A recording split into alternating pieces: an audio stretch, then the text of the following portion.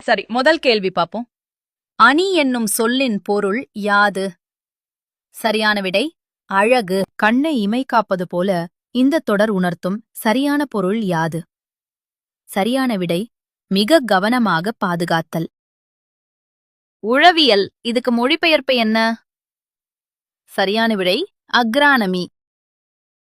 குன்றின் மேலிட்ட விளக்கு போல என்ற ஓமைத் தொடர் உணர்த்தும் சரியான பொருள் யாது?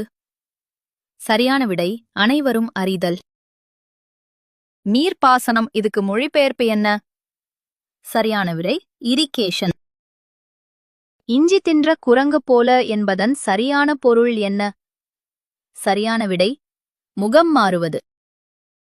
உவமை ஒரு தொடராகவும் உவமேயம் ஒரு தொடராகவும் அமைந்து இடையில் உவம உருபு மறைந்து வருவது எந்த அணி எனப்படும்?